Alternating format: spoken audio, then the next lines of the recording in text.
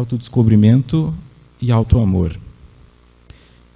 Esse seminário será pautado, então, dentro do livro Autodescobrimento, uma busca interior, sempre um slide relacionado a ele e depois um outro relacionado à doutrina ou algum outro autor ou alguma outra personalidade que possa trazer algum conteúdo positivo para nós. Para que nós possamos começar, então, é importante ter em mente a necessidade de percepção de nós, como seres. O autodescobrimento, para muitas pessoas, vai em direção a: eu quero entender o que acontece comigo, eu quero entender o que está dentro de mim, eu quero entender por que eu estou doente, eu quero entender por que eu estou sofrendo, por que eu estou triste. Poucos são os que questionam por que estão alegres. Poucos são os que questionam por que estão saudáveis. E o autodescobrimento, ele facilita tirar o véu de sobre alguma coisa e, por consequência, descobrir o que ali está. O que ali está, já está. Não criaremos nada aqui. O primeiro passo para que eu consiga absorver, estar apto a captar uma questão relacionada ao autodescobrimento, é descobrir-se do seu eu que veio até aqui. Destes cabelos brancos, ou desta pele ainda sem rugas, ou deste gênero feminino, deste gênero masculino. Se você veio aqui como mulher, se você veio aqui como novo, se você veio aqui como idoso, eu te convido a retirar-se mentalmente desse aspecto e estar aqui como espírito. Descubra-se como espírito, não subestimando mais o teu real conhecimento e não pensando que você pode pouco. Se você está num planeta como a Terra, que já não é um planeta primitivo, não é um planeta novo, então você não é um espírito novo.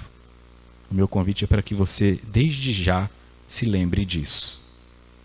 A idade desse teu corpo físico é meramente um objetivo assim. A real necessidade do nosso corpo físico é contar a idade dele é para que possamos celebrar, fazer um aniversário, uma festa e ligar para aquelas pessoas que nós dizemos gostar, mas fingimos esquecer durante o ano todo. Então, se eu fico celebrando a Terra girando ao redor do Sol e digo que eu fiquei 1 ano mais velho, eu estou numa tremenda ilusão. Seu espírito é muito mais velho que isso e é ele que pode vir aqui receber esse movimento todo. Tudo que será dado a você está te sendo dado gratuitamente e cabe a você utilizar isso da melhor forma possível. Autodescobrimento e autoamor. Porque para que eu possa amar, só um prelúdio aqui, para que eu possa amar alguma coisa, eu tenho que conhecer. Ou como você consegue amar algo que está distante? Mesmo que seja, a pessoa está me enganando, ela tem uma foto muito bonita na rede social, eu estou apaixonado por ela, eu vou encontrá-la na vida real e falo: não, peraí, tem alguma coisa errada aqui. Só que a imagem que se cria de algo já é o suficiente para que esse algo exista. Portanto, se uma pessoa diz assim: eu estou vendo coisas, mas eu não estou vendo essas coisas, eu posso considerá-la alucinada, delirante, ou eu posso considerar que, sendo um delírio ou uma alucinação, pouco importa. Porque a presença de uma imagem alucinatória é o suficiente para gerar nela sentimentos, e estes sentimentos existem. O sentimento existindo baseado em uma imagem, então como é que eu posso me amar se eu não me conheço? E como é que eu posso me conhecer se eu não tiver interesse em mim? Aí eu me desinteresso. O interesse por mim é quando eu me vejo em uma situação que eu não tenho mais para quem ligar, eu não me desespero, porque eu não me sinto sozinho. Olha, eu não tenho ninguém para ligar, não tenho ninguém para sair comigo, mas tenho eu. Por que a minha presença não é o suficiente para que eu me sinta acolhido? Por que eu preciso que outra pessoa me ligue para eu sentir que eu existo no mundo? Porque eu não ligo para mim. E ligar para mim é: eu não como direito, eu não durmo direito, eu não faço a atividade física necessária, a vida sexual às vezes é toda descompassada, faz a relação porque tem que fazer, porque está casado, porque está casada, se reclamar é pior, vai dar mais trabalho explicando do que fazer. Então nós vamos nos ajustando a uma vida medíocre em alguns pontos e tentando de alguma forma compensar isso com excelência em outros. Então, para alguns indivíduos, falando do meio onde eu estou, significa fazer palestra de segunda a segunda e receber um monte de abraço e tirar um monte de festa, porque ficar em casa é insuportável. A mediocridade que existe quando volta para casa, não só para a casa onde está a esposa, os filhos ou o marido, mas para a casa espírita dele. Quem faz palestra fora sabe que é muito difícil ser acolhido na sua casa espírita. E às vezes eu vou em algum local fazer palestra e eu ouço dos tarefeiros: se muda para cá, vem aqui para nossa casa. E eu digo não, porque senão vocês não vão mais gostar de mim. Se eu me mudar para cá, vocês não vão mais gostar de mim como gostam eu estando longe. E eu faço isso comigo. Eu preciso estar no outro para conseguir me enxergar e sentir que eu tenho valor. Mas quando eu estou perto, eu estou cansado. Não tem ninguém que gosta de mim. Nada na minha vida dá certo. Tudo que eu faço dá errado. Então eu começo a não gostar de mim. Como eu fico metódico e desinteressante, eu já não me interesso por mim. As pessoas começam a dizer: olha, você mudou, você ficou mais calma. E a pessoa pensa: não reparei. Todo o esforço que se faz e frequenta palestra, porque tem palestra ruim também, nem toda palestra é boa, né? Tem palestra ruim. Tem pessoas ruins no mundo, em tudo que se faz. Tem uma pessoa que vai fazer um bolo e o bolo fica ruim. Tem gente que faz uma palestra e a palestra fica ruim. E para algumas pessoas esta aqui será ruim. É parte do processo de achar o que eu gosto, é passar pelo que eu não gosto. Quando eu passo pelo que eu não gosto e entendo, eu vou criando hábitos. Então eu pego o cardápio de uma pizzaria, escolho um sabor, não gosto muito. Quando eu acho um que eu gosto muito, eu nunca mais peço outro. Eu nem tento os outros porque eu penso: eu vou pagar e se não for tão bom. E eu faço isso com os meus comportamentos. Então quando eu aprendo a fazer alguma coisa e essa coisa me dá um benefício, ou porque me traz prazer, ou porque ele elimina um desprazer, eu me habituo a fazer aquilo. E habituando a fazer aquilo, eu não crio nada novo. Não criando nada novo, eu não me surpreendo. E onde é que nasce o amor? Da admiração. E onde é que nasce a admiração? Quando eu vejo alguém fazendo algo que eu não consigo. É isso que eu admiro. Eu não admiro alguém que faz menos que eu. Então, se eu sou uma pessoa previsível para mim, eu não me interesso por mim.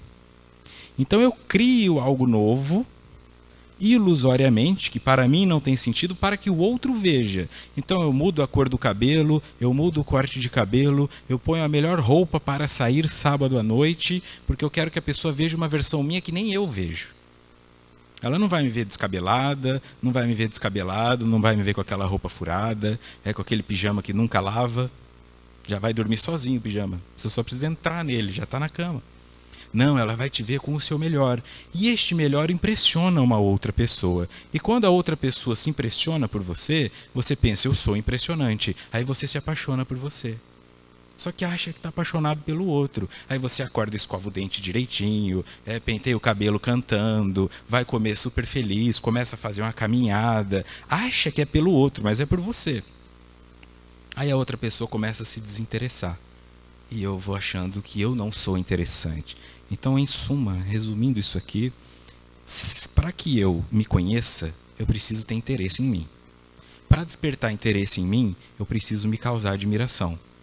Para me causar admiração, eu tenho que fazer coisas novas sempre. Uma coisa leva a outra. Na estagnação, eu me desinteresso por mim, não busco me conhecer mais, então a imagem que eu fico de mim é aquela mesma de muito tempo. E tem pessoas que projetam isso na vida real quando vão se olhar no espelho e enxergam lá no cabelo ou na barba uns 4 fios brancos.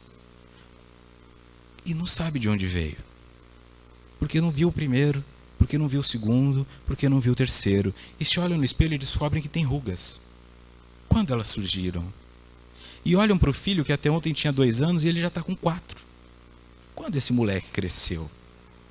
Se desligam e ficam num modo automático, simplesmente fazendo as coisas, e de repente o menino está lá com 11 anos de idade e ela ainda não deixa ele lavar a louça, porque vai que ele se corta com a faca. E ele não aprende a lavar a louça, ele não aprende a cozinhar, ele não aprende a fazer nada, e a pessoa está lá reclamando que tem que fazer isso por ele. Eu não aguento, eu faço tudo nessa casa, ninguém me ajuda. Claro, você acha que todo mundo vai se cortar, porque quando olha para as pessoas ainda enxerga elas pequenininhas. Quando olha para o marido, quando olha para a esposa, ainda enxerga aquela pessoa com quem você se casou, mas aquilo já deixou de existir faz tempo. O que tem agora é uma pessoa que te xinga, que fala mal de você, que reclama da tua mãe. Mas você não enxerga, porque se habituou. A pessoa entra num processo terapêutico, ou começa a meditar, olha ao redor na sua vida e fala, em que momento eu me coloquei nisso aqui? E aí quer fazer uma mudança. E fazendo uma mudança, seja mudar a cor de cabelo, seja mudar o corte de cabelo, ela já ressignifica o mundo dela ao redor. E se eu estou falando isso de corpo físico, calculo que é para o espírito. Uma mudança simples, né?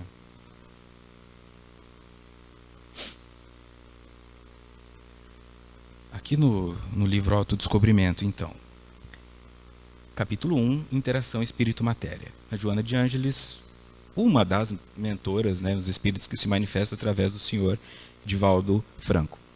É imprescindível um constante renascer do indivíduo, pelo renovar da sua consciência, aprofundando-se no autodescobrimento, a fim de mais seguramente identificar-se com a realidade e absorvê-la. Imprescindível. Eu tenho que fazer isso, sabe? Não tenho que fazer isso, é dogmático. Se você não fizer isso, você vai para o inferno. A verdade é o seguinte, se você não fizer isso, você continua no inferno em que você se encontra. Porque a ignorância é o inferno que te queima todo dia. A ignorância te faz acreditar que duas pessoas do mesmo sexo andando de mão dadas é errado.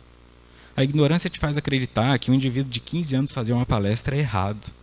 Ou que um senhor de 70 anos começar a fazer academia é errado. É a ignorância. Então ela vai te queimando e te colocando nesse inferno do peso de ter que julgar todas as coisas e começar a olhar ao redor e pensar, ih, o mundo está mudando. Então isso vai me obrigar a mudar também. Ao invés de mudar com o mundo, eu vou tentar impedir que o mundo se modifique e eu não absorvo isso e não cresço. E não me coloco numa posição de falar, eu vou tentar pelo menos desenvolver uma autonomia que seja. Qualquer que seja. Pessoas que estão aí 60 anos de idade, né, e se a esposa desencarnar hoje, não sabem cozinhar. Porque nunca fizeram. Porque nunca precisou. Não sabe limpar uma casa, ou a pessoa não sabe trocar uma lâmpada, ou a pessoa não sabe trocar um pneu, ou a pessoa não sabe conversar. Foi deixando para o outro. Fala com seu pai, fala com seu pai, fala com seu pai. E quando a pessoa desaparece, não tem assunto. São estranhos que morrem de saudade um do outro quando se abraçam. E aí, tudo bem? Tudo bem. E você? Tá legal? Legal. E aí ficam assim, ó. E lá em casa? Tudo bem? Tá tudo bem. E a mamãe? Tá, a mamãe tá bem. Não tem assunto. Mas tem assunto. Só que é difícil quando você tem, às vezes, 40 anos de idade e olha para o seu pai ou para sua mãe e ainda enxerga aquele pai e aquela mãe que vão te julgar por tudo que você faz. Ou quando você ainda é esse pai e essa mãe que fica julgando como seu filho cria o neto. Porque tem bisavó que julga como a pessoa cria o neto. Não permite que essa relação se construa uma relação de amizade. O descobrir, então, parte do princípio de que o que te torna avó, avô, é o seu neto. Quando seu neto não está com você, se o seu neto estiver dormindo no quarto, você não é mais avô, você é um homem, ou você é uma mulher. E este homem e essa mulher, há muito tempo, pode estar sendo negligenciado. Você vive em função do papel social que te foi cabido, mas você não vive mais em função do seu espírito. Fica vivendo só para cuidar dos outros no seu papel social e aceita isso, e os outros aceitam isso, e aí o indivíduo tem uma família e os pais se separam, aí a mãe fala, eu vou arrumar um namorado, e ele fala, mãe, a senhora não tem que namorar, porque minha mãe é santa, minha mãe é sagrada, minha mãe isso, ou seja, minha mãe não pode ter os prazeres que eu tenho. E aquela pessoa, que é um indivíduo que tem sua busca, que é uma mulher que quer ter a sua busca na vida, não pode, porque ela está presa ao papel de mãe de um indivíduo já barbudo, de uma mulher já com um filho no colo. Quando nós nos libertamos disso, entendemos, meu pai e minha mãe me acolheram até que eu pudesse andar com as minhas próprias pernas, então eu sou grato ao papel de mãe e pai que eles fizeram, mas eu os liberto para que voltem a ser homem e mulher e, consequentemente, sintam-se como espíritos no mundo. Nisso eu estou mostrando gratidão. Imprescindível um constante renascer do indivíduo pelo renovar da sua consciência. Então eu renovo a minha consciência quando aquilo que eu vejo se modifica. Esquece teu pai e tua mãe como teu pai e tua mãe. Olha ele como um senhor, como uma senhora. Olha ele como um amigo. Olha ele como alguém turrão, teimoso, ranzinza. Olha ele como alguém arrogante, vaidoso, não com esse olhar já direcionado em direção à pessoa, julgando ela. A mãe, às vezes, que tem um filho que começa a usar droga, não enxerga mais o filho, só enxerga a droga. E não é só isso que nós somos. Os nossos vícios não podem nos definir. O que nos define são as nossas virtudes, porque estas serão permanentes e serão aumentadas. Os nossos vícios serão transformados e deletados. Se eu me defino pelo meu vício, quando o meu vício desaparece, eu não sei quem eu sou. Porque tem uma lei que nos diz que iremos progredir. Como é que eu enxergo isso na prática? O indivíduo que é alguém, porque sempre sai com os amigos para tomar cerveja, ele tem um apelido e ele é o cara que bebe tudo. Aí ele fala, vou parar de beber. Não tem mais com quem sair. Não tem mais o que fazer na vida. Perdeu a graça para ele, porque o que definia era seu vício. Então eu venho, por exemplo, a uma casa espírita, que deveria ser um local para que nós treinemos os nossos vícios e eduquemos os nossos vícios e treinemos as nossas virtudes, e fica com inveja do outro, e fica com melindre, e fica querendo ocupar espaço, e fica querendo soterrar. Traz o vício para a doutrina. O vício tem que ir para a terapia. Para a doutrina você traz a virtude. Então, se alguém teve coragem de fazer algo, você vai lá e incentiva. Se alguém teve uma ideia nova, você vai lá e escuta. Porque aí você cresce e está trazendo. E então eu tenho visto muita casa espírita, muita boa, lógico, mas alguns núcleos assim adoecidos, enfermos, porque as pessoas estão brigando às vezes pelo nome que vai sair no banner. Pelo logo que vai aparecer no banner de divulgação. Quem trouxe, quem não trouxe. Isso é muito pequeno para o nosso movimento e vai ficando pequeno para o indivíduo que está aí dentro. Eu não vou ajudar essa casa porque essa casa é isso. Eu não vou fazer isso por causa disso e daquilo. Quando, na verdade, o teu treino é vir aqui treinar a sua virtude. Porque se você tenta ser virtuoso lá fora, às vezes as pessoas te olham torto. Quando você tenta fazer o certo, ó o tonto aí, ó. Quando você tenta falar uma palavra bonita, ó o pastor aí evangelizando. Tudo que você tenta fazer um comportamento legal, as pessoas fazem piada. Você senta com indivíduos que estão bebendo, eu vou pedir um suco. Vai pedir um suco. É sempre essa distinção. É sempre ir em sentido de ridicularizar aquele que está fazendo algo. E aí quando eu chego na casa espírita, eu deveria ser motivado a isso. Mas nós sabemos que nem sempre é o que acontece. Se eu altero a minha consciência, renovo ela, me aprofundando no autodescobrimento, porque eu entendo, o que eu era há 10 anos, eu não sou mais hoje. Então, se eu gostava do que eu era há 10 anos, eu tenho que conhecer o que eu sou hoje para descobrir se eu gosto também. Se eu vejo isso em consultório, algumas pessoas procuram fazer tratamento de terapia de casal, né? O relacionamento está enfermo, assim, como, o nosso relacionamento está enfermo, mas nós não, né? Aí a pessoa vem para terapia de casal e ela tenta trazer essa consciência dela em relação à relação. Quando você joga o pensamento, olhe para o seu marido hoje, olhe para a sua esposa hoje. Hoje, o que você sabe dele. Se você tivesse encontrado este indivíduo num barzinho, você iria até ele conversar? E aí tem gente que fala, não. Se alguém tivesse te dito tudo que ele se transformaria, você teria ido para o segundo encontro? Não. Então por que você está aí hoje? Porque a tua imagem ainda está vinculada àquele lá. Você ainda acha que é aquela pessoa, acha que aquele é aquela pessoa, já não são mais. O que você se tornou não agrada ao outro, o que o outro se tornou não agrada a você, mas o que te desagrada mais é pensar em começar de novo. Então assim, eu fico torto aqui, mas pelo menos está mais ou menos. Né? De vez em quando é legal. E aí você pode fazer isso com o seu emprego e descobrir, eu desesperado, quando eu tinha 18 anos eu bati na porta da empresa e falei, eu aceito fazer qualquer coisa. Hoje, você aceitaria fazer isso? E a pessoa ainda está fazendo. Hoje você aceita fazer desse jeito? Quando você ressignifica, que você renova a sua consciência, porque você se autodescobre. Este que eu me tornei gosta do que eu me habituava a fazer? Não gosta. Então por que eu estou fazendo? O que meus amigos vão pensar? O que minha família vai pensar? E a pessoa estava aquele hábito lá no começo da vida, né? Tudo é difícil, tem um filho. E aí dá graças a Deus que a sogra chegou para ajudar a cuidar um pouco, para ela poder dormir. Só que a criança foi crescendo. E agora essa sogra já incomoda mais do que ajuda. Todo domingo chega aqui, quer almoçar, e era uma coisa legal, porque ela veio almoçar, e pela gratidão vamos cuidar. Aí depois das 11 horas, a sua mãe vai vir? Vai vir. Ai, meu Deus do céu. Já está nervoso, já cozinha com raiva. E a pessoa fica ali conversando, não estende o assunto, porque não consegue falar, olha, não vem esse fim de semana não, porque nós queremos ficar sozinhos. É um medo de parecer ingrato, um medo de parecer que está quebrando uma tradição. E a verdade é assim, como é que nós podemos nos apegar à tradição se somos espíritos imortais e ainda não chegamos nem na metade do caminho? Que tradição é essa? Então por que ao invés de nos apegarmos às tradições, não nos apegamos ao destino, que é a perfeição? E a perfeição passa por reajustar as coisas de vez em quando. No Livro dos Espíritos, pergunta 559, no capítulo 10, Ocupações e Missões dos Espíritos.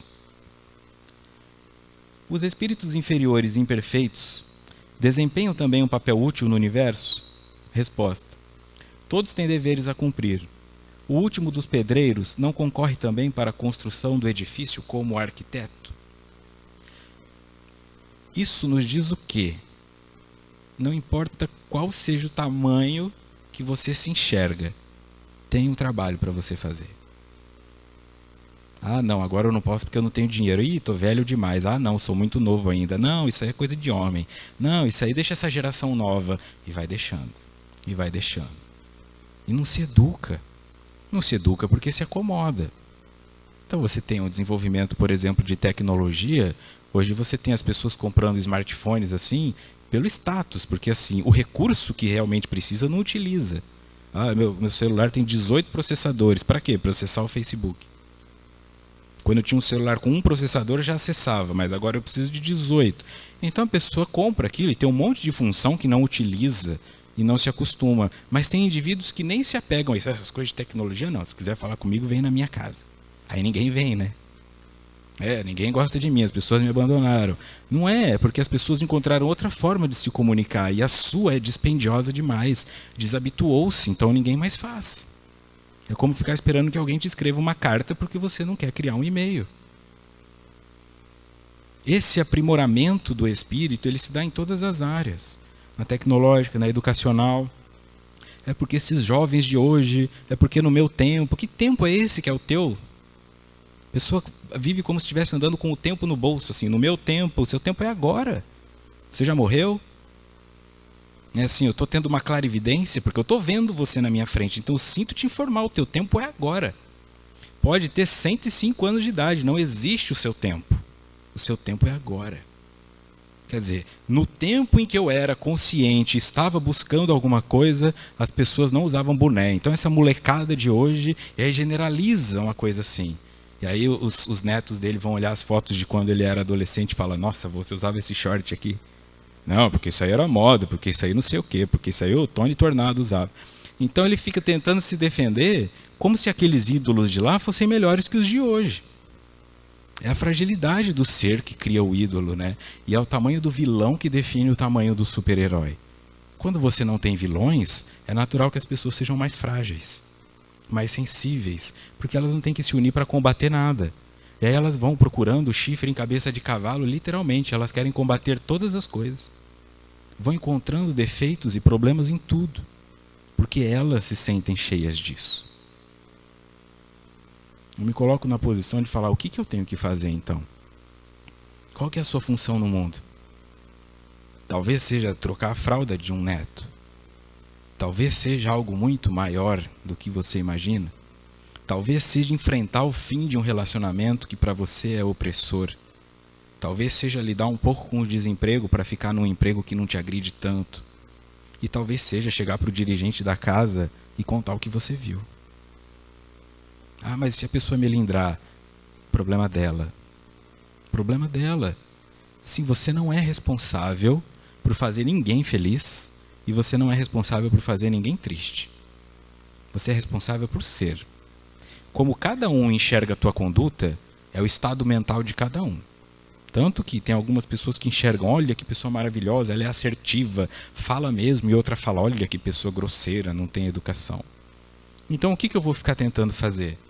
Eu vou ficar tentando agradar todas as pessoas e eu fico me desagradando e chega uma hora que na conformação eu me deformo e aí eu não sei quem eu sou. Eu preciso de alguém para me dizer quem eu sou. E quando vem me dizer, eu ainda falo, dá um pouquinho mais, né? Olha, Vitor, você é muito talentoso. Não, não é bem assim. Não, você é mesmo. Mas tem certeza? Por que você está falando isso? Me dá um feedback. Ou seja, por favor, me encha de coragem, porque eu não enxergo. Eu estou cego. Eu acho que eu sou pequeno e que eu não posso fazer nada. Olha, os espíritos inferiores. E às vezes o ego do indivíduo está tão ensoberbecido assim na sua própria vaidade, que quando ele lê isso aí, ele imagina um monte de espírito arrastando corrente. Eu quero te lembrar que espírito inferior somos nós, tá? Somos nós. Nós somos espíritos inferiores. Não é o pobre coitado que está lá no umbral. Não, nós somos espíritos inferiores e imperfeitos. Então a pergunta de Kardec é: o espírito do Vitor desempenha um papel útil no universo? Aí quando eu leio assim, machuca, né? Olha só, eles estão dizendo que sim e eu estou aqui me escondendo, falando, não, eu tenho timidez, não, deixa para a próxima, não, semana que vem. Se eles já disseram que sim, então eu fico lendo as 1000 e tantas perguntas do Livro dos Espíritos, mas eu só aceito aquelas que fazem bem para mim, né? As que me colocam para trabalhar, eu falo, mas isso aqui deve ser para o mundo de regeneração, né? Não, mas isso aqui é para aqueles espíritos que já estão aonde? Para com essa coisa de achar que o teu espírito é pequenino. Para de achar que você tem uma fragilidade aí dentro. Você tem imortalidade. Assim, eu sinto lhe informar. Nada te mata, mas o teu medo te paralisa. Nada te mata. Então você está com medo de quê? Nada. Nada me mata, eu sou imortal. Imortal, eu posso pular de um prédio? Não, porque algo mata teu corpo. O teu corpo te mata. Se você o aprisiona. Se o aprisiona na má alimentação.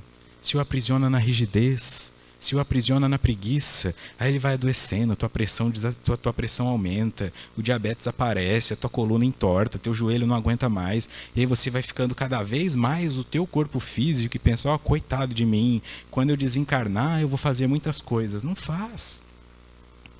É agora. É dentro da limitação que existe a virtude. É dentro da limitação. Esperar ter dinheiro para fazer caridade não é caridade. Não ter dinheiro e fazer caridade é que é caridade. Porque significa assim, eu vou dividir com o outro que eu tenho e não dar o excesso. Eu vou esperar ser uma pessoa inteligente para fazer palestra. Aí fica tão inteligente que fala uma linguagem que ninguém entende. Não adianta. Se eu quero me comunicar com um indivíduo que está atolado no barro, eu tenho que chegar com o pé sujo de barro para ele me dar ouvido, senão ele não ouve. Pega esse pessoal que está lá em São Paulo, na Cracolândia, eles estão lá todos detonados, aí vem uma pessoa com o óculos certinho de marca, um jaleco limpinho, um sapato limpinho, não tem diálogo. Olha, senhor, com licença, estamos aqui para ajudá-lo com a sua dependência aqui. Não tem diálogo. O que chega é o indivíduo que fala, e aí, mano, eu também estava nessa que nem você e agora eu saí, quer ajuda? Esse ele escuta. Então, se eu for esperar ser um espírito perfeito para conversar com espíritos imperfeitos, eu vou falar sozinho. Porque as pessoas vão falar, para você é muito fácil. E falam isso de Jesus, né? Mas para Jesus era fácil, mas Chico Xavier era fácil. Olha o tanto de gente que tinha para ajudar ele. Mas com Jesus era fácil, ele já era um espírito superior. E as pessoas, eu já ouvi isso aqui. Ele dominava todas as técnicas de meditação, então ele nem sentiu dor na crucificação. Por favor, né? Por favor. É colocá-lo numa posição, então assim, não chega. E é tão difícil, e nós somos tão apegados nesse sentimento de pequenez ilusório, porque quando eu leio inferior eu acho que é o outro, mas quando me chamam a fazer algo superior aí eu sou inferior, que tem 2000 anos já que Jesus desencarnou, e ninguém conseguiu fazer o que ele fez. Ele desenhou para nós como fazer, e ninguém conseguiu ser tão grande quanto ele, a ponto de eclipsá-lo. Ele ainda é uma referência. E eu imagino que isso seja uma forma assim de desgosto. Fui lá, ensinei para as pessoas e ao invés de aprenderem comigo, colaram uma foto minha na parede e ficam assim, Senhor Jesus, obrigado por ser perfeito. Falo, puxa, fiz de tudo para ser imperfeito. Nasci num corpo imperfeito, nasci numa cidade imperfeita, ninguém acreditava que onde eu nasci sairia alguma coisa. Convivi com pessoas imperfeitas. Escolhi apóstolos imperfeitos para as pessoas me colocarem como perfeito. Porque é mais fácil do que dizer, então eu também posso? Pode. Comece por algum lugar. Mas qual lugar eu começo? Talvez seja dar bom dia para o porteiro do seu prédio, coisa que você nunca fez. Nisso você já está fazendo diferente. Não fica pensando em salvar o mundo, não. Pense em modificá-lo aos poucos, para que não gere também um impacto muito grande em você. Então, continuando no autodescobrimento, todos os slides de Joana serão do livro Autodescobrimento.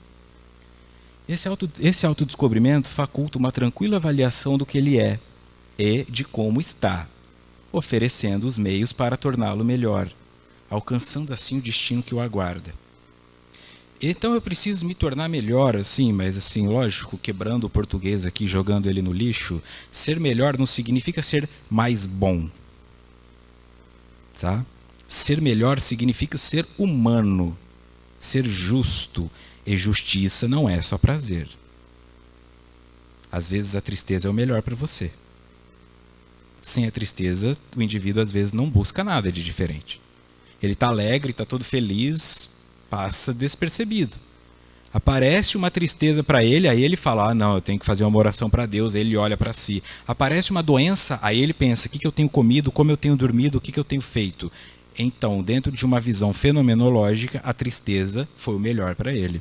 Então, tornar-se uma pessoa melhor significa ser capaz também de falar não para os outros. Para os outros será pior, mas isso faz de você melhor. Tem gente que acha que ser melhor é ser bonzinho. Jesus não foi bonzinho, já que estamos falando dele. Jesus foi assertivo demais. Jesus pôs literalmente o dedo na cara de indivíduos e quando ficou descompensado ali emocionalmente, quando viu os vendilhões no templo, por exemplo. Ele não chegou falando, queridos irmãos, parem de vender isso aqui. Ele não falou para os apóstolos ali, oh, meus irmãozinhos de pouca fé. Tem uma exclamação lá. Ele foi assertivo. Ele deu a César o que é de César. E às vezes esse não que você está segurando é do outro. Solta esse não. Deixa o outro se frustrar. Deixa o outro aprender a se virar. Quando você solta o não que é do outro, o sim que é teu chega. Então a pessoa está cheia de sim orbitando ela, doido para entrar, mas não tem espaço, porque ela está cheia de nãos. Porque ela acha que se ela falar não, ai, mas coitado, né? Ai, mas tadinho, né? Um sentimento de onipotência mascarado como humildade. O que ela está dizendo de verdade? Sem mim, essa pessoa não dá conta. Olha o tamanho do ego. E dá, viu? Dá conta. Esse teu filho que você super protege, dá conta. Esse marido, essa esposa que você super protege, dá conta. Tem gente que não deixa nem a outra pessoa falar. Já entrando na parte que eu disse de terapia de casal, às vezes o terapeuta pergunta assim para a mulher, né?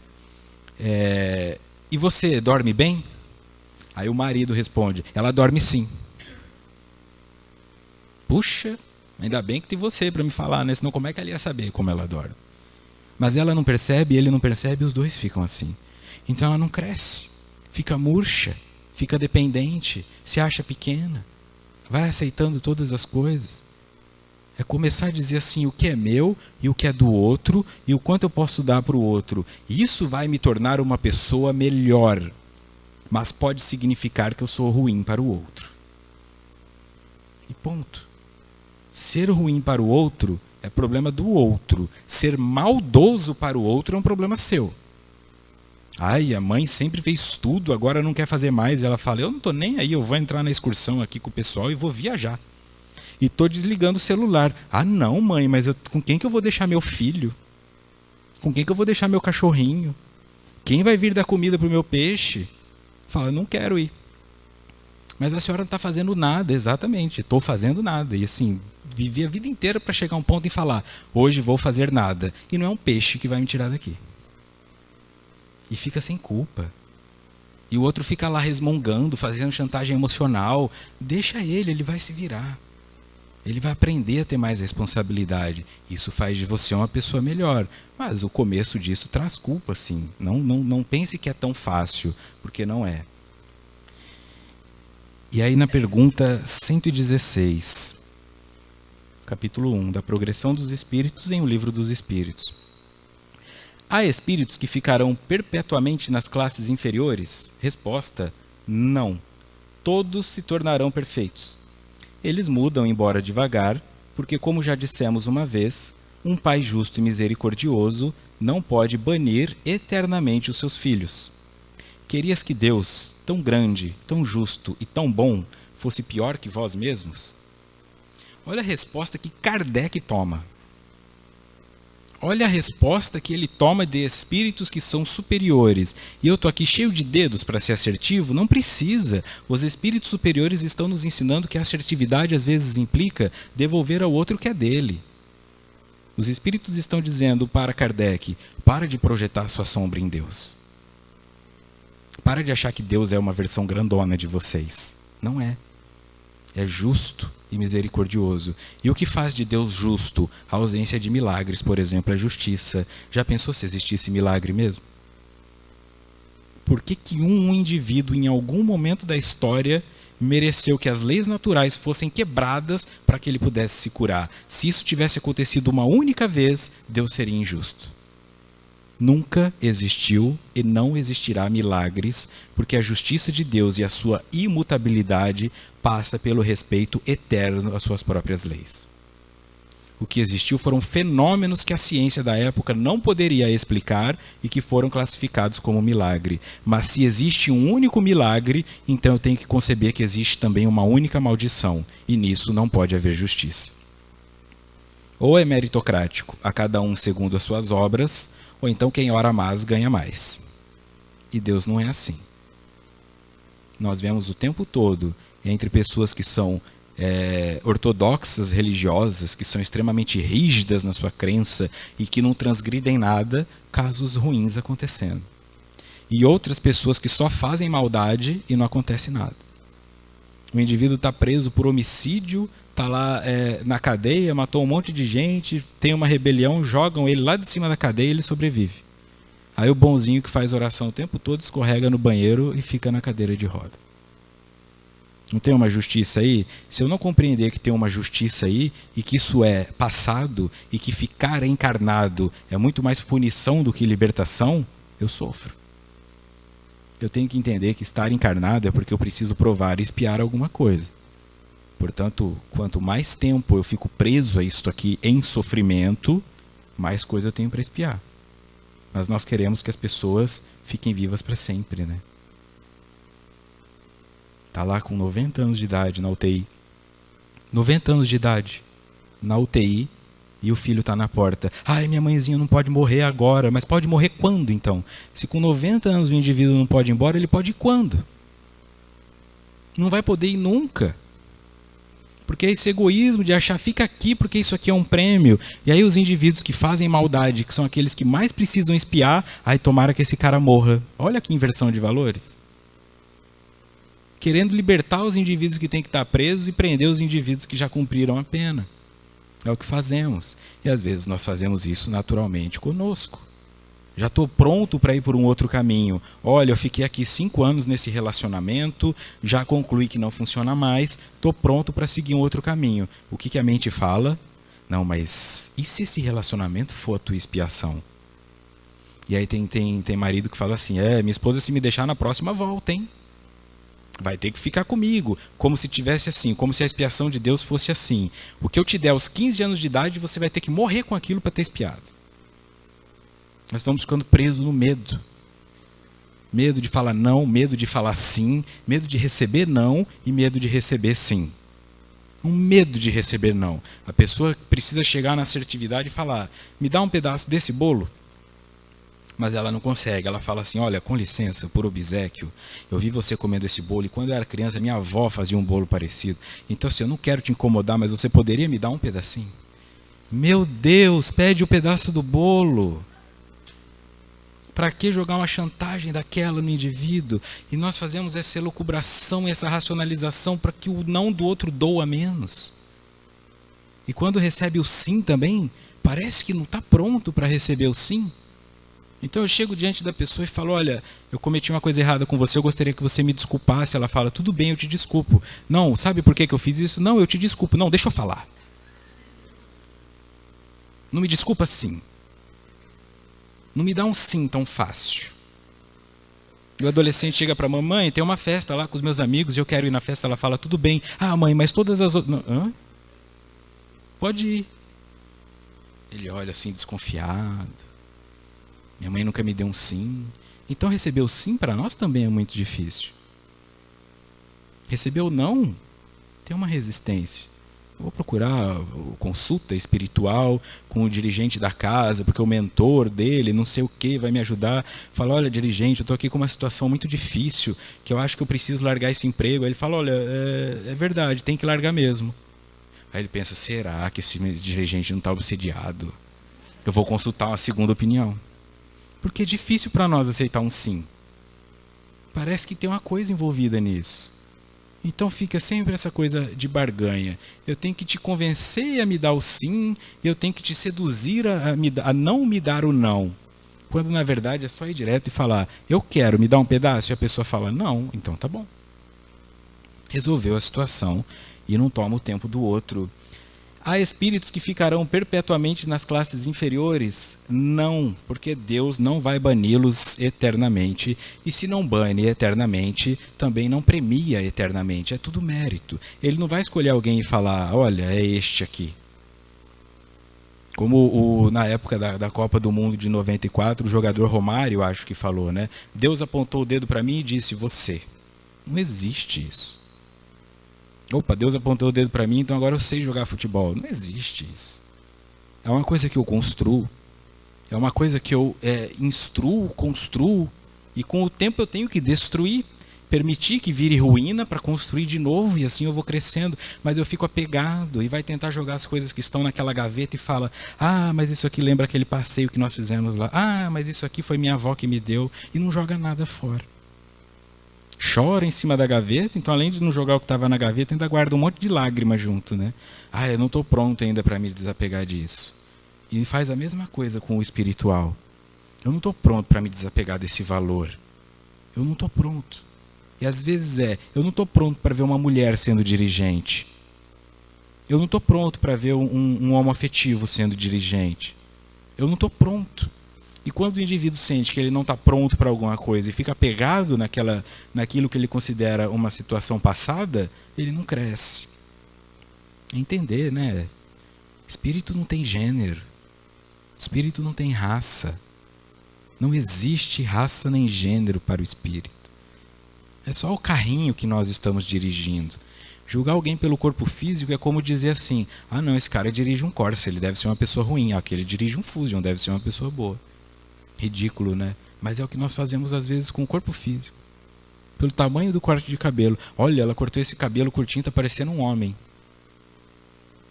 Então quer dizer, onde eu quero chegar com essas coisas?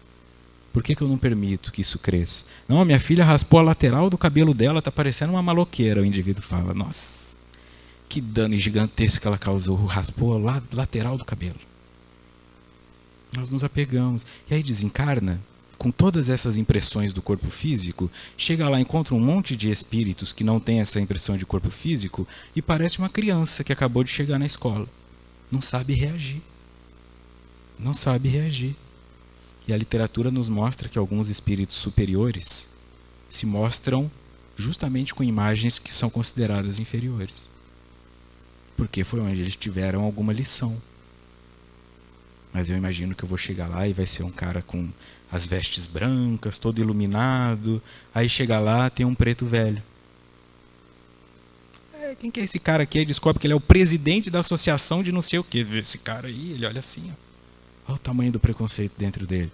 Mas por que ele se mostra como um preto velho? E a pergunta é, e por que não? Um branco novo é que tem que ser visto? E aí você vai dialogar com o espírito e ele diz assim, eu era arrogante, eu era vaidoso, e em razão de todo o mal que eu causei, eu tive que passar pela pele negra durante o período da escravidão, e aquelas chicotadas me libertaram da minha vaidade. Então eu me mostro assim, porque foi naquele momento em que eu abri meus olhos. Eu sou grato por aquela experiência. Aí o indivíduo se sente menor ainda, né? Ele fala, também quero ter uma experiência dessa. É esse o movimento, desconstruir aqui, entender. Ninguém ficará perpetuamente inferior. Ninguém. Mais que você queira ter preguiça, ter má vontade, ter procrastinação, você não conseguirá ser vitorioso, vitoriosa nisso. Eu sinto te informar. Você querendo ou não, você vai crescer. Querendo ou não. Agora, cabe a você definir se esse crescimento vai ser positivo ou negativo. Sabe, imagine você usando um sapato que te aperta, teu pé vai crescer. Aí você fala, não, mas esse sapato é tão bonito, número 25, eu não quero usar o 26 porque não tem um igual a esse. E fica cheio de calo no dedo, mas teu pé vai crescer. Com o seu espírito é a mesma coisa. Quando você tenta se apegar a um valor e não permite que esse outro valor modifique o teu valor interior, você fica se sentindo preso. E aí você projeta isso, fala, não estou mais gostando dessa casa espírita, não estou mais gostando desses amigos, não estou mais gostando desse terapeuta, não estou mais gostando desse personal trainer, não estou mais gostando desse corpo. Eu acho que o problema é no Brasil, vou me mudar. E aí vai encontrando infelicidade na Tailândia, em Berlim, vai encontrando infelicidade na Austrália, vai encontrando infelicidade em todo lugar, e todo lugar parece que é pequeno. Aí a pessoa fala, eu vou fazer uma viagem para a Itália, chega lá, os garçons são muito mal educados. Aí vai para a França, não, os franceses não gostam das pessoas. E onde está bom para você então, né? Você chega na casa do indivíduo não falando a língua dele e ainda quer que ele te aceite, não te aceitando, você ainda volta aqui e fala mal dele? Quem é o arrogante da história? É refazer, né? E perceber que esse estado em que você se encontra é passageiro. Essa doença que te acomete é passageira. Só que as virtudes que você alcançou, estas não. Porque a perfeição, quando conquistada, esta sim é eterna. Agora, essa perfeição como um todo tem que passar pelas pequenas perfeições do dia a dia. Então, qual seria a primeira perfeição que eu devo buscar? Uma humildade perfeita que sempre te permita achar que tem algo mais a aprender. Quando você tem uma humildade perfeita, todo o resto acontece naturalmente. Ninguém se encontra isento do patrimônio de si mesmo como resultado dos próprios atos. Então, isso me dá uma segurança de não ficar julgando o outro. Eu quero que essas pessoas sofram, hein? Eu não vejo a hora desses indivíduos aí que estão desviando dinheiro, esses indivíduos que estão aí colocando bandido na rua, não prendendo bandido, ou isso e aquilo. Eu não vejo a hora desses indivíduos sofrerem. Então, o que eu coloco é sempre esse pensamento. Nós estamos imersos e testemunhando pessoas que estão abusando do poder de uma forma muito negativa, porque eles estão imersos no negativismo. O que esses indivíduos têm como herança para si? Só maldade. Só maldade. O que eu dou para um indivíduo que está com fome? Comida. O que eu dou para um indivíduo que não tem roupas? Roupas. E o que eu dou para aquela pessoa que eu tenho que ir no aniversário dela e eu nunca sei o que dá porque ela tem tudo? Dou nada. Eu falo, vem aqui te dar um abraço porque você já tem tudo. Aí a pessoa fala, mas é o seu abraço que eu queria. Então para que eu vou dar maldade para um indivíduo que já está atolado nela? Essa maldade que você está jogando para o político corrupto não faz diferença nenhuma. Você está dando o que a pessoa já tem. A dificuldade está em dar para eles bondade, porque eles não têm. Isso é o que faz de nós, desenvolve em nós uma grandiosidade. Eu não preciso ficar dando para as pessoas o que elas já têm.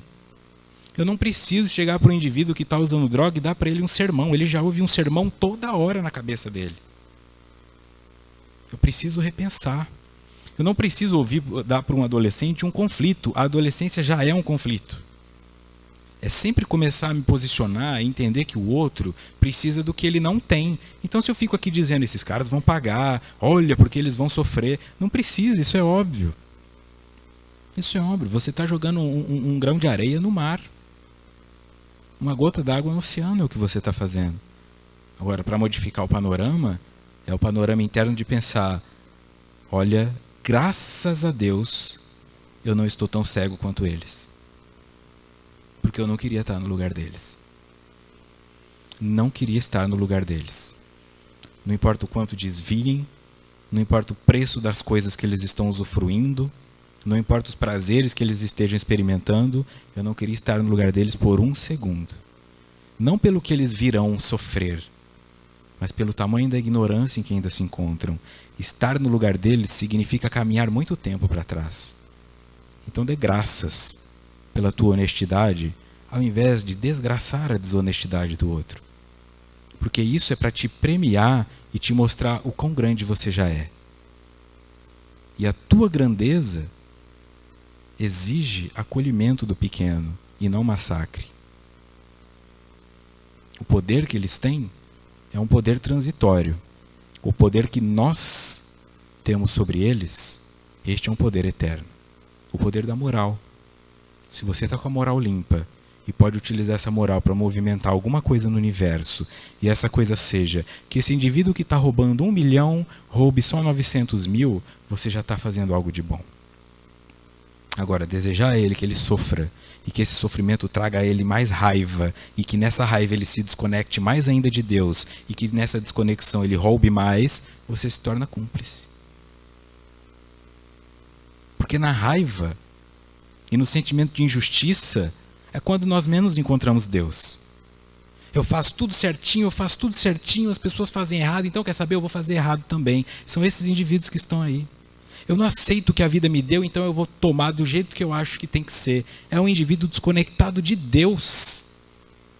Então, se eu fico empurrando ele para mais longe ainda de Deus, eu estou fazendo um desserviço a mim e a Deus. E isso faz de mim inferior. Ficar no estado inferior e aceitar a herança que eu preciso parte do agora.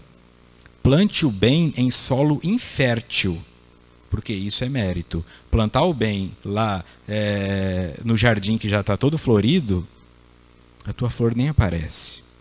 Vai ser só mais uma. E talvez até se sufoque pelas que já estão ali. Um convite difícil. Eu sei que é difícil. Por isso que o seminário é voltado para o autodescobrimento. Quando você estiver praguejando contra os indivíduos que já têm praga e não precisam da tua, reflite e fale, para que eu estou desperdiçando algo que não vai fazer diferença para eles e ainda está fazendo mal para mim? E não faça. A médio e longo prazo, você já vai sentir resultado dessa mudança. Aqui no livro Fenomenologia e Gestalterapia, o Marcos José e a Rosane Lorena, que são dois gestalterapeutas, é uma abordagem da psicologia que trabalha com a observação da forma, tá? Como a nossa mente, como o nosso psicológico enxerga as coisas e que forma ele dá a elas. Então, se eu defino algo ruim ou bom, não existe o ruim ou bom. O que existe é só o fenômeno. Eu que digo que isso é ruim e eu que digo que isso é bom, baseado no meu estado psicológico. Então, o que eu considero ruim hoje para o meu corpo físico, depois eu posso considerar que foi bom para o meu espírito. Então, algo que era ruim não deixa de ser ruim e se torna bom. A perspectiva do indivíduo que observou aquilo é que se altera. Nós estamos apenas diante de fenômenos. Nós é que na nossa pequenez de ego ficamos julgando isso é bom, isso é ruim, isso pode, isso não pode. Mas é parte do crescer. Situações inacabadas são aquelas em que nem os conteúdos foram destruídos, nem as formas foram assimiladas. Por conseguinte, trata-se de vivências que permanecem indisponíveis para a função de ego na atualidade da fronteira. Então, se Joana vem e diz que nós somos herdeiros de nós mesmos e que ninguém escapa de tomar lá na frente o que plantou lá atrás, a gestalterapia traz o conceito de situação inacabada. Quando alguma coisa não se resolve internamente em mim, ela fica se repetindo. Porque ela não se resolveu. Quantas pessoas você conhece que saíram de casa porque o pai era alcoolista e se casaram com um alcoolista? Quantas pessoas vocês conhecem que saíram de uma empresa porque o patrão era opressor e estão com um patrão opressor? Ou situações da sua vida em que você fala, não interessa onde eu vá, eu sempre acho alguém assim. Onde eu vou, tem alguém folgado. Onde eu vou, tem alguém que fala muito. Ou onde eu vou, tem alguém que me pede dinheiro. Onde eu vou. Então significa que isso em você não está resolvido. Não é que o mundo está te trazendo essas coisas. É que as coisas que estão resolvidas você não percebe. A tua mente só presta atenção naquilo que ela tem necessidade, correto? Quando você está com muita fome e está andando na rua, você não enxerga farmácia, mas você enxerga restaurante. Então, se na sua vida, todo mundo que eu conheço, todo grupo que eu ando, sempre tem uma pessoa vaidosa. Não queria te dizer nada, não. Mas todo grupo que te conhece também tem uma, e é você. Porque não está resolvido em você. Na necessidade que o teu espírito tem de resolver isso, quando você olha para as coisas do mundo, é isso que você enxerga. Então quem tem maldade só enxerga maldade no mundo. Olha, esse mundo está perdido, é o fim dos tempos, não tem mais jeito de nada. E aqui ao lado está acontecendo caridade. Mas ele não tem olhos para enxergar, porque dentro dele é a maldade que precisa se alimentar. A situação inacabada me impede, então, de absorver uma situação nova, porque eu fico preso àquela velha. Quer um outro exemplo de situação inacabada? A pessoa está num relacionamento, foi traída. Passou por uma traição, foi doloroso, foi traumático, fez terapia, falou, superei minha traição, não tenho mais problema, resolvi o problema, quem me traiu foi ele, eu estou super segura, tá bom. Aí o próximo namorado, ela começa a querer assim, me dá a senha do seu Facebook. Aí ele vai tomar banho, ela pega o celular. Isso é uma situação inacabada. Ela não conseguiu efetivamente perdoar o outro e está punindo esse, pela traição que o outro cometeu. E enquanto este não der motivos para que ela sinta que está sendo traída, ela não sossega. Ela dificilmente vai pensar assim, ele não está me traindo. Ela pensa, ele está escondendo bem. Eu tenho que fuçar mais fundo. E ela vai indo, e logicamente, quem procura acha. E quem quer encontrar, qualquer coisa basta. E aí ela acha. E ela fala, tá vendo? Homem nenhum presta. Aí ela eclode todo esse sentimento e ela começa a falar, homem nenhum presta, nunca mais vou me apaixonar.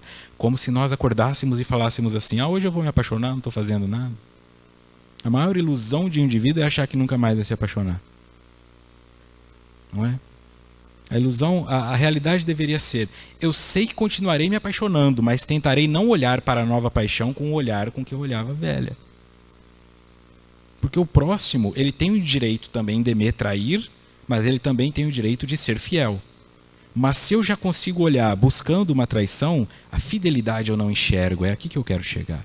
Eu fico cego para o que está acontecendo de positivo e saudável ao meu redor e só consigo captar o que está adoecido, porque essa situação em mim está inacabada e ela precisa acabar.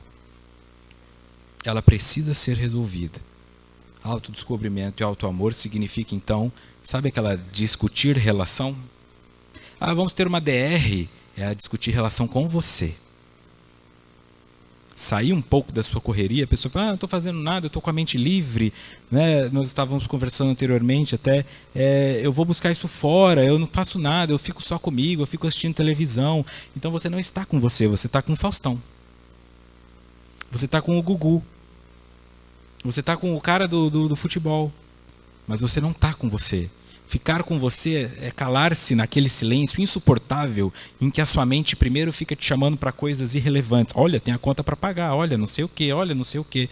E você vai passando por isso e vai te dando uma inquietação. E aí tua mão já pega o celular e olha alguma coisa. E sempre fugindo, porque não quer discutir relação. Você já sentou para jantar com uma pessoa? Aí pôs a sua roupa bonita, né, para agradá-la e para se agradar, e escolher um restaurante legal. E aí você senta de frente para a pessoa e ela fica ali no celular. Como você se sente?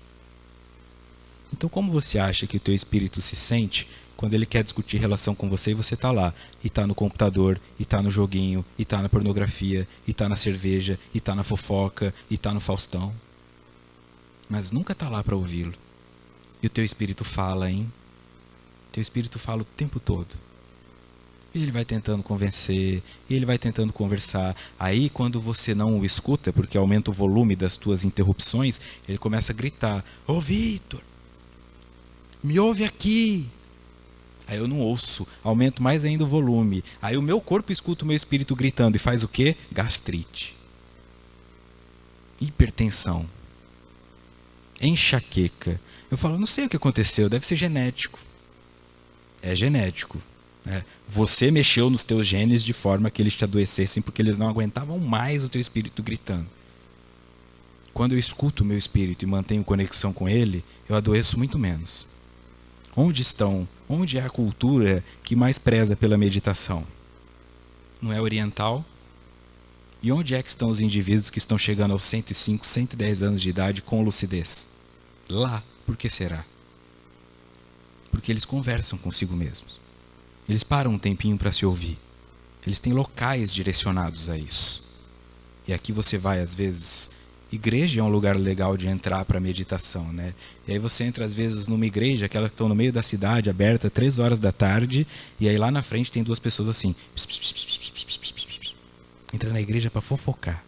E ainda assim fica escondendo de Jesus, que está lá pregado na parede, né? Vamos falar baixinho para Jesus não ouvir.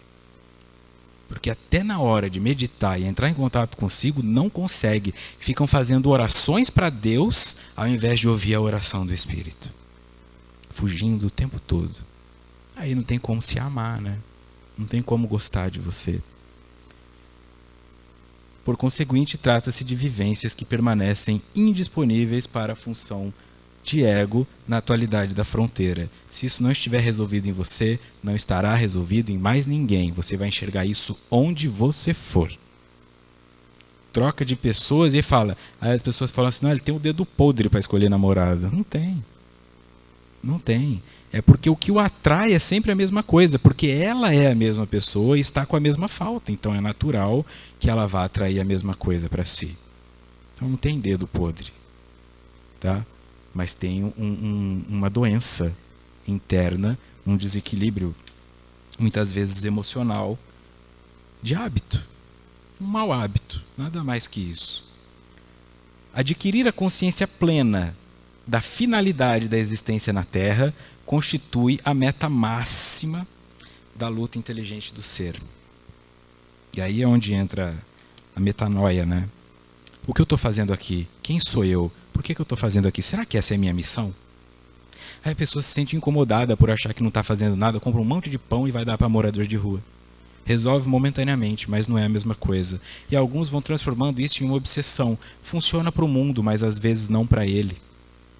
Qual que é a tua meta? Olha, adquirir a consciência plena.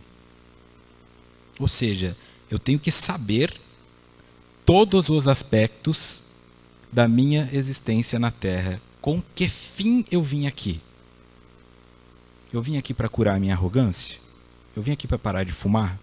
Eu vim aqui para parar de falar mal dos outros? Eu vim aqui para começar a falar bem? Eu vim aqui para cuidar desse filho com autismo? Eu vim aqui para cuidar desse marido alcoolista? Para que eu vim aqui? Se você não sabe para que veio aqui, você começa a convencer no que te dizem. Olha, você veio aqui para ser feliz, comprando um carrão e descendo com ele para a praia para sua família, com a sua família. Aí você faz um esforço imenso de vida, compra o carrão, desce para a praia com a sua família e na viagem inteira ficam brigando. Não, mas põe essa música. Não, essa música não, pega essa rota, mas essa rota você errou já o ano passado. Toda vez você dirige, então dirige você, já que você quer ir. Já chega lá estressado.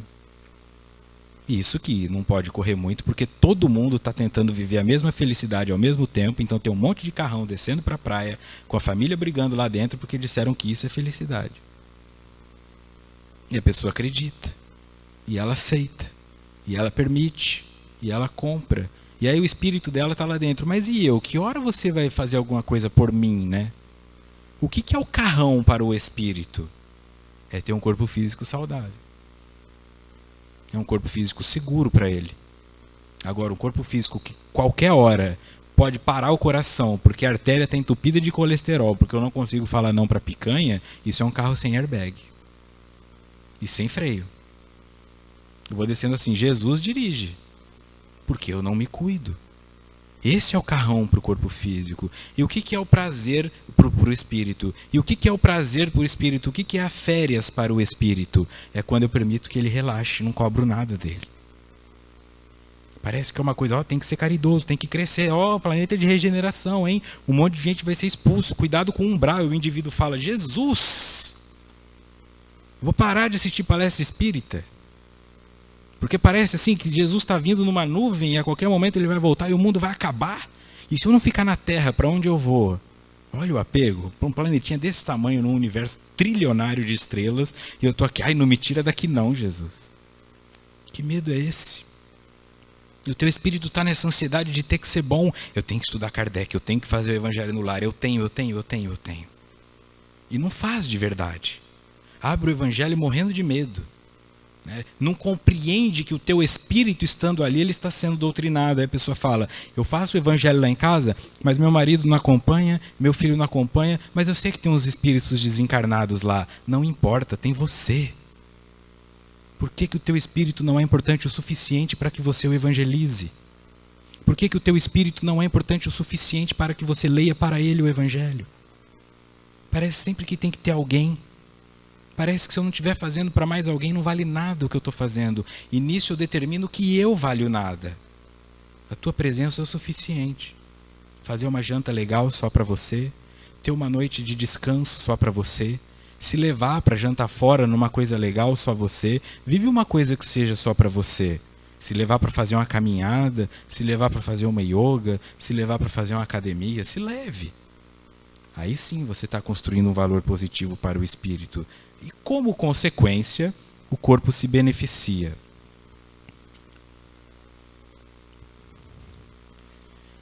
No livro O Consolador, de Francisco Cândido Xavier e Emmanuel, na segunda parte, capítulo 1, Vida. A educação e a iluminação do íntimo constituem o amor ao santuário de Deus em nossa alma. Quem as realiza em si, na profundeza da liberdade interior, pode modificar o determinismo das condições materiais de sua existência, alcançando-a para a luz e para o bem. Então aqui ele está dizendo o seguinte, não é porque o teu pai teve câncer que você é obrigado a ter. Mas o câncer do teu pai te ensina a ter mais prudência. E a pessoa já pensa, não, eu vou ter uma genética, então eu já me adianto a isso. Como nós vimos, por exemplo, a atriz Angelina Jolie, que por medo de câncer de mama, tirou a mama. É essa ansiedade. Como eu já sei que isso vai acontecer comigo, então eu já antecipo.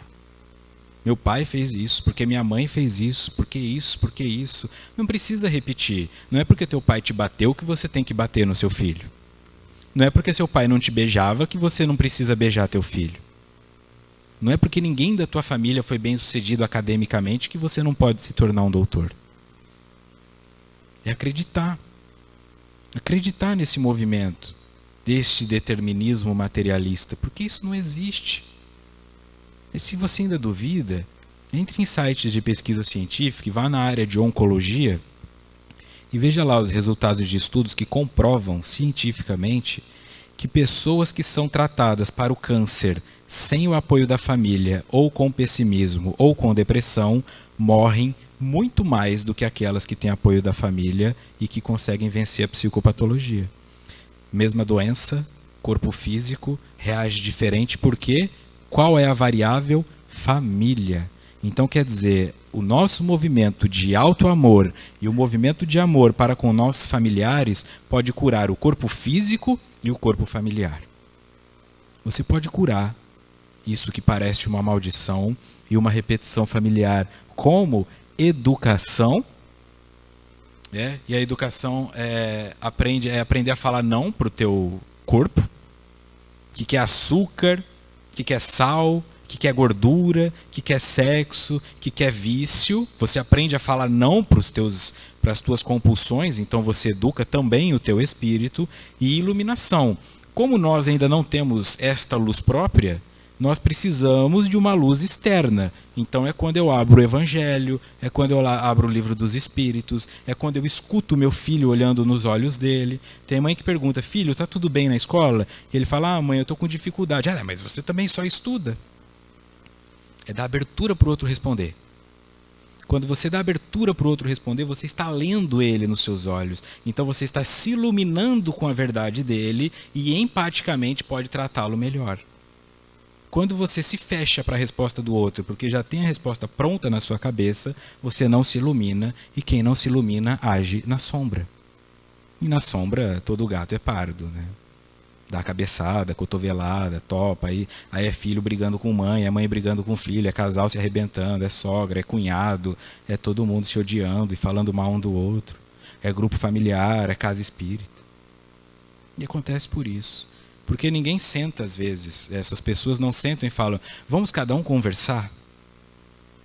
Por que vocês estão fazendo isso e onde vocês querem chegar? O que vocês viram que eu não vi? Aí a pessoa apresenta. O que você vê do que elas apresentaram? Isso seria um debate. Mas o que nós fazemos? Embates.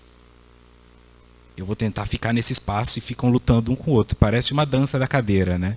Sempre vai tirando a cadeira, só fica um sentado, todo mundo teve que cair, aí aquele que fica sentado, que fala, eu venci porque eu sou o bonzão, depois reclama, mas eu tô sozinho. Claro, é dança das cadeiras. Todos os outros você pisou para chegar onde está e agora colheu o preço disso, que é a solidão. E sozinho ninguém faz nada. Tá claro? Nós vamos fazer um intervalo às 13h30, tá? Já estamos fechando essa primeira parte. À medida que progride, que sai do mecanismo dos fenômenos e adquire responsabilidade como decorrência da conscientização da sua realidade, o indivíduo se torna mais perceptivo ao sofrimento, embora simultaneamente mais resistente. Eu enxergo isso com clareza assim. Você já pode ter visto uma criança, ou você criança passou por isso. A criança está lá brincando, toda empolgada, adrenalina a 1000, aí ela cai e rala o joelho. E continua brincando. Aí vem um amiguinho dela e fala assim, teu joelho está ralado. Aí ela olha, vê sangue e começa a chorar. Por que ela não estava chorando antes? Porque ela não percebeu que existia uma lesão. Então quando eu começo a me auto-iluminar, quando eu começo a me autodescobrir, eu percebo as lesões que existem em mim, isso me faz chorar, e aí eu acho que estudar faz mal. Antes de conhecer o Espiritismo, dava tudo certo na minha vida. Depois que eu comecei a conhecer, estou só tendo problema. Depois que eu comecei a fazer o bem, só dá tendo coisa errada na minha vida. O indivíduo fala, antes eu bebia, fumava, dava tudo certo. Agora eu começo a fazer tudo certinho, dá tudo errado. Por isso. Quando você começa a se iluminar e a ferida aparece, aquilo se torna consciente para você, dói. Porque até então era assim, olha aquela pessoa que vaidosa, aí agora é, olha o tamanho da vaidade em mim. Mas ela estava lá o tempo todo. O farol que eu jogo na sua direção, não é ele que está criando o problema aí dentro, ele só mostra. Só que se eu ficar o tempo todo na negação, e preso nessa sombra, e preso nessa treva, eu nunca cresço. À medida que progride, que sai do mecanismo dos fenômenos e adquire responsabilidade como decorrência da conscientização da sua realidade, então eu me conscientizo da minha realidade e entendo que sou responsável por tudo que faço e que por tudo que me acontece. Então eu não reclamo porque a minha mãe fez isso comigo. Deus está me punindo. É culpa de Criciúma, é culpa de Florianópolis, é culpa do Vitor, é culpa do Divaldo, é culpa de quem? Não é culpa de ninguém. Culpa implica julgamento, e quem somos nós para acharmos que somos doutores da lei a ponto de julgar alguém? O que nos sobra, então, sempre e unicamente responsabilidade. Quanto mais você crescer, mais responsável você se torna, mais a tua moral pesa, mais dói. Quanto menos você cresce, mais gostoso é. Não é muito mais gostoso ser criança do que adulto? Não é muito mais fácil ser criança do que adulto? Criança saudável, tá? Não vamos entrar no lado do negativismo, mas não era muito mais fácil pegar a tua coberta, ir lá para a sala, assistir uma televisão e alguém vinha com uma mamadeira pronta e você só ficava ali chupando o dedo, tomando mamadeira, e de repente agora você comprou uma casa que tem piscina, mas não dá tempo nem de entrar nela, de tanto que você trabalha? Não é assim às vezes? Então é natural que a pessoa sofra por isso e ela começa a se intelectualizar, e ela faz tudo certinho, e tem um monte de crise filosófica, ser ou não ser, eis a questão. Aí ela sai na rua, vê um indivíduo com um carro aberto, tocando funk, dançando no meio da rua, e pensa, como esse cara consegue ser feliz assim? Por que eu não consigo ter esse prazer que ele tem? Porque a ignorância é uma bênção. A ignorância é um bálsamo para o sofrimento, é um anestésico. Só que o anestésico te faz não sentir a dor, ele não cura o problema. Quando passa, quando vem a clarificação, aí é que o indivíduo cai de joelho. Quantos tarefeiros, pais, mães, dirigentes vão cair de joelho quando desencarnarem? Quando entenderem o real motivo de tudo que fizeram? Quando se frustrarem com o pouco que fizeram e acharam que era muito? quando entenderem que foram norteados pela vaidade ou pela possessividade. Muitos, e o que faremos? Sentiremos pena deles? Não, porque muitos de nós também estarão lá de joelhos. Porque é isso que nós estamos fazendo aqui. Sair do mundo da ilusão e entrar no mundo da realidade. E o mundo da realidade te cobra como espírito imortal, não como menina de 15 anos de idade e não como um senhor de 70 anos de idade. Espírito imortal. Tua consciência passa a ser o teu único guia e a tua lei. Você não precisa que uma placa te diga para não fumar. Você simplesmente não fuma. Porque você se ama. Não porque faz mal, mas porque você se ama. Alcançou um estado maior. E aqui, para fecharmos essa primeira parte, no livro Entre a Terra e o Céu, capítulo 4, na Senda das Provas, aqui é o Chico Xavier e o André Luiz. Nossas obras na esfera viva de nossa consciência são a expressão gritante de nós mesmos. A forma de nosso pensamento dá afeição ao nosso destino. Então, se a tua vida é feia, faça as contas. Se a tua situação é ruim, faça as contas. É porque tem algo de ruim no teu espírito não resolvido, mas você não é ruim. Não é ruim. Você faz coisas ruins que te fazem mal. Só que você faz coisas boas que te fazem bem. Mas a tua mente, apegada a querer ser o maior ou a maior em alguma coisa, ela não aceita ser só mais um que tem coisas boas e ruins. Ou ela quer que você seja o novo missionário que veio para salvar o mundo, ou o anticristo em pessoa. Eu sou muito ruim, eu não tenho moral para fazer isso. Imagina, quem sou eu para uma coisa dessa? Olha o indivíduo dizendo, olha como eu sou ruim. Olha como eu sou imoral. E não é mentira. Porque uma pessoa ruim de verdade jamais falaria isso de si mesma. Você pode ter uma covardia, pode ter uma arrogância, pode ter um sentimento de inferioridade, mas você não é ruim. Pode ter feito coisas ruins, mas você não é ruim. Porque o teu espírito é uma criação divina e Deus é eternamente bom. Você, espírito, é eternamente bom. Mas, porque se deixa levar por alguns desejos do corpo ou da ilusão, acaba fazendo coisas que são ruins para você. Mas assim, para de dar mérito para ela, né? Não se transforme naqueles indivíduos que falam assim, eu vou fundar uma igreja, vou falar de Jesus, mas na hora do culto eu vou falar só de Satanás. A pessoa vai na igreja, ela ouve Jesus 3 vezes, e Satanás tudo. Porque o Satanás, porque o tinhoso, porque o inimigo, porque o encardido. Nossa, mas que hora alguém vai falar de Jesus nesse lugar? E o indivíduo fica consigo, não, mas porque eu sou vaidoso, porque eu sou arrogante, porque eu vou para um umbral, porque eu sou um pobre coitado. Puxa, mas que hora você vai falar que é um espírito imortal? Que hora você vai se amar? Que hora você vai mostrar alguma coisa para que eu possa te amar? Ou que hora você vai deixar eu amar essa tua imperfeição? A pessoa quer ser feia. A pessoa quer ser desprezada.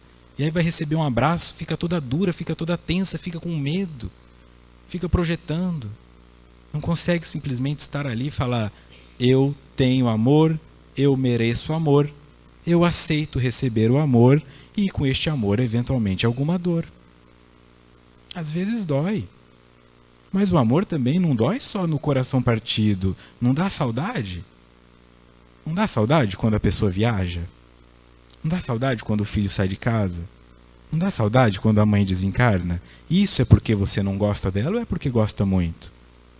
Então, lembre-se que às vezes o teu espírito sente saudade de Deus. Só que ao invés de entender isso como saudade, nós chamamos de angústia. E medicamos. Angústia é saudade de Deus. É quando o teu espírito está falando, me coloca num lugar melhor porque eu já estive lá e eu sei que ele é bom. Aí como que nós sentimos isso? Eu estou com uma coisa aqui que eu não sei o que é, eu não sei explicar. Não sei direito o que é. Faz tanto tempo que eu não sinto isso que eu não sei nem mais o que é. Saudade de Deus. Saudade de quando você era humilde e simplesmente falava, Senhor, guia minha vida. A pessoa fala, Senhor, guie minha vida. Aí a vida começa a dar problema. Senhor, devolva aqui um pouco. Para com isso. Ou entrega ou não entrega. Ficar nessa coisa de entrega, mas não entrega, aí não dá também, né? Quando está tudo bem, fala, obrigado, Senhor. Agora eu vou ficar uma semana sem falar com o Senhor. Quando está tudo mal, Senhor, estás me ouvindo? Ou sou pequeno demais para tu me ouvires? Aí usa até a segunda pessoa do vocabulário, né? fala todo num linguajar. É um pai, você pode chamar ele de papai, você pode chorar, você pode bater porta, você pode reclamar. É pai e é mãe. Deus é amor. Deus é amor. Pode falar com ele o tempo todo, pode falar com ele toda hora, pode falar com ele, eu vou limpar o pé primeiro para falar com Deus. Para com isso, entra com o pé sujo de barro. Entra na tua feiura para falar com Deus. Permita que o teu espírito mate essa saudade da bondade plena. Permita que o teu espírito mate essa saudade de sentir-se amado e receba esse amor que está aqui ao teu lado, porque Deus é onipresente. Não tem que ir em lugar nenhum para buscar Deus. Ele só não está o tempo todo vibrando dentro do teu coração porque te ama tanto a ponto de te dar o livre-arbítrio e nunca infringi-lo. Deus nunca entra no teu coração sem ser convidado. Mas Ele nunca deixa de entrar quando o teu coração é aberto. Porque é como o vento. Abriu a janela, Ele entra. Não tem cerimônia. Então por que nós, que somos criaturas, temos tanta cerimônia para entender Deus? Por que é tão difícil? Nossas obras, na esfera viva de nossa consciência, são a expressão gritante de nós mesmos. Então isso que você tem feito é o que o teu espírito é. Não o que você tem feito no Instagram e no Facebook. O que você tem feito escondido. O que você faz quando ninguém está vendo. O que você pensa e que ninguém pode ouvir. Essa é a tua definição. Mas não é para você ter vergonha ou reprovar. É para você aceitar, acolher, amar, educar, iluminar para que se transforme em algo diferenciado. E aí nós poderemos começar a entrar um pouco mais no que é o auto-amor. Então nós faremos um intervalo, não sei de quanto tempo. 20, 30... mas assim, né? Tá bom? O suficiente assim para que vocês façam o que precisam fazer, interajam, mas assim, quando a consciência disser, voltem aqui para nós possamos continuar isso aqui, tá bom? Obrigado então e até mais.